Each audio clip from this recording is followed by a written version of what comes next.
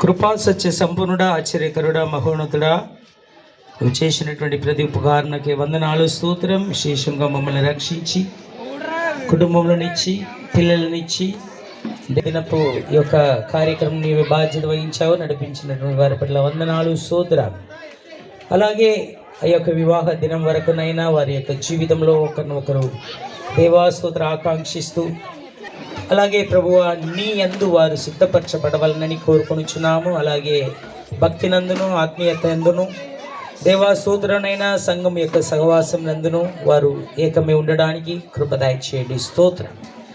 నీ నామమున ఇద్దరు బిడ్డలను మేము నిండు మనస్సుతో ఆశీర్వదించుచున్నామనైనా. వివాహం అనున్నది అన్ని విషయంలో ఘనమైనది ప్రభు. స్తోత్రం. ఘనమైనటువంటి కార్యం కొరకునైనా వీరిని సిద్ధపరిచేటటువంటి తండ్రి, కుమారుడు, పరిశుద్ధాత్మ నామమున వీరిని మేము దీవించి ప్రార్థన చేస్తున్నాం. ఎస్ ఫాదర్, నీ నామమున ప్రభువా స్తోత్రనైనా ప్రతి యా స్తోత్రనైనా కార్యములలో వారిని సిద్ధపరచండి ప్రభువా స్తోత్రనైనా. అలాగే తండ్రి దేవుడవు నీవే బాధ్యత వహించవలనండి. రెండు కుటుంబీకులకు కావలసినటువంటి ప్రతి కార్యమును ప్రతి అవసరమును నా దేవుడవు తన మహిమ ఐశ్వర్యం చొప్పున సందర్శించవాలని కోరుకొనొచ్చు. ఈ కృపయందు సమర్పించుకొనొచ్చు. స్తుతియు ఘనము మహిమయు మీకే చెల్లిస్తూ యేసుక్రీస్తు అతి దివ్యనామములో అడుగుచున్నాం మా పరలోకపు తండ్రి. ఆమె ఆమె.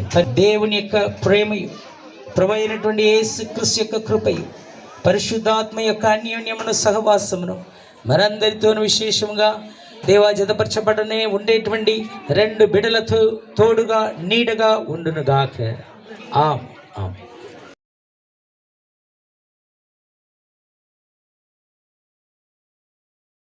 ప్రదానం చేయబడ్డారో వేరుగా మరియా పట్ల మారింది.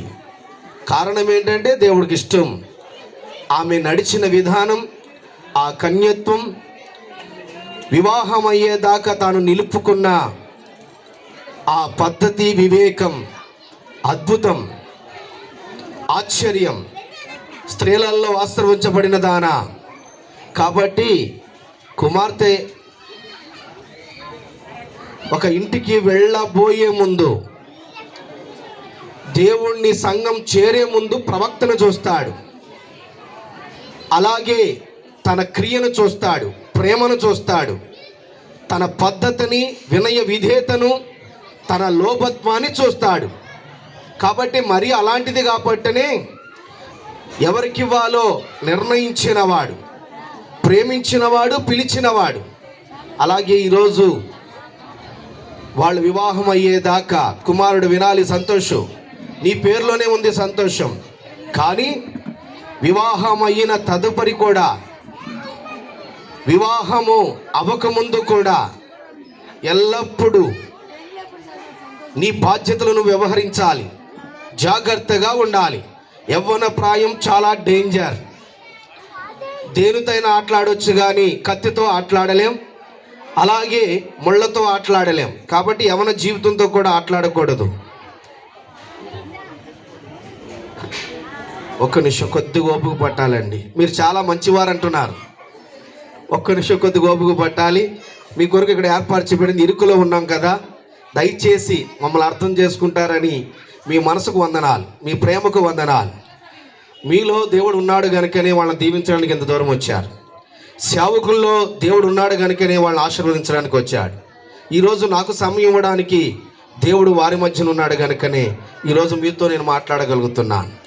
ఈరోజు మేము ఎక్కడో ఉండవలసిన వాళ్ళం, కానీ ఈరోజు ఆ బిడ్డలు దీవించడానికి మేము వచ్చామంటే దానికి ఎన్ని కారణాలు ఎవరు ఊహించారా?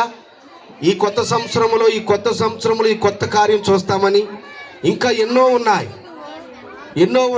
ఆనాడు బాలు పాస్టర్ గారు ఎన్నో చేశారు, అలాగే పీటర్ పాస్టర్ గారు కూడా ఎన్నో చేశారు.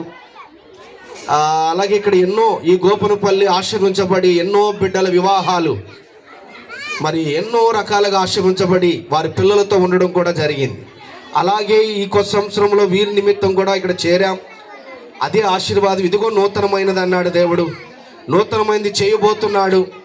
కొంచెం పాప వచ్చేదాకా వారిని మీరు దీవించాలి.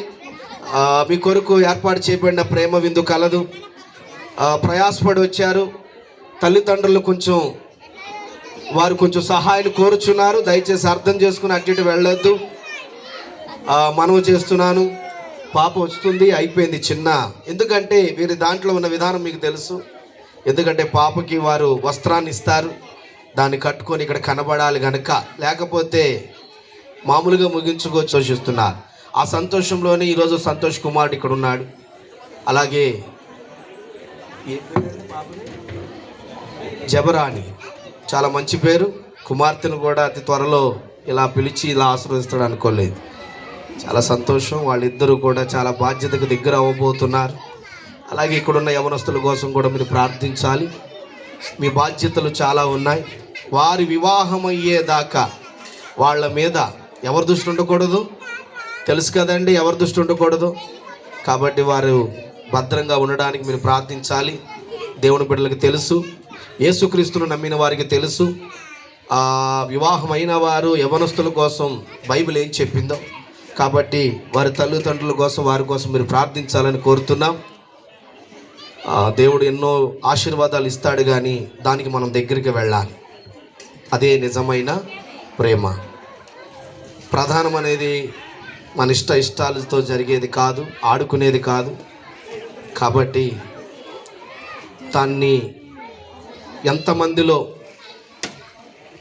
ఏ సమక్షంలో మాట ఇచ్చామో దాన్ని జాగ్రత్తగా నిలబెట్టుకోవడానికి నమ్మకమైన వారిగా, దీవులు పొందేవారిగా, నమ్మకమైన వాడికి మెండైన దీవులు, అలాంటి వారిగా మనం ఉండాలి.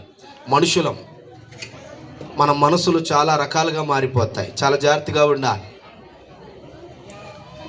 లోకములో ఆశలు పెట్టుకొని ఆశలకు వెళ్ళక దేవుడిచ్చినదే కలిగింది తృప్తి పొందేవారిగా వారు ఉండడానికి దేవుడు అది కృప చూపాలి. అలాంటి వారిగా ఉందాం. దేవుడు వారిద్దరిని యవన ప్రాయంలో దీవించుచునుగాక, ఆశీర్వదించునుగాక. మంచిదండి. పాప వచ్చేలోపు ఒక చిన్న పల్లవి చరణం ప్రభుని మహింపరుద్దాం, దేవుణ్ణి గణపరుద్దాం. ఈలోగా పాప వస్తుంది, మరి సేవకులకు అప్పచెప్దాం. తర్వాత ఆశీర్వాదాలు తీసుకొని మీరు ఆ ప్రేమ విందులో పాలు పొందాలని గోపి కుటుంబాన్ని, ఇటు పక్కన సంతోష్ గారి వారి తల్లిదండ్రులు కూడా మీరు దీవించి వారితో కూడా మీరు సంప్రదించాలని కోరుతున్నాం.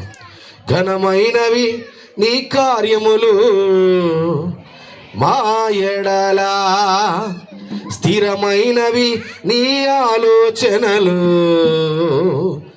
నా యేసయ్యా. ఘనమైనవి నీ కార్యములు మా ఎడలా, స్థిరమైనవి నీ ఆలోచనలు మా ఎడలా.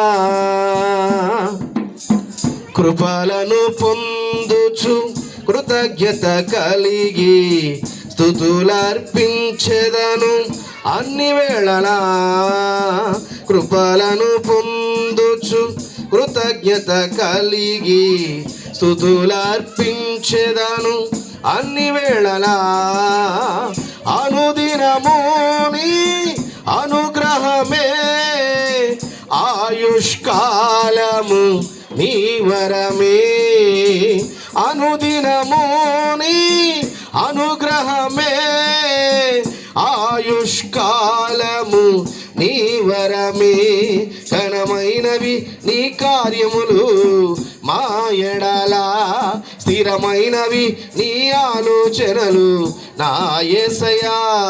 ఘనమైనవి నీ కార్యములు మా ఎడలా, స్థిరమైనవి నీ ఆలోచనలు నా యేసయ్యా.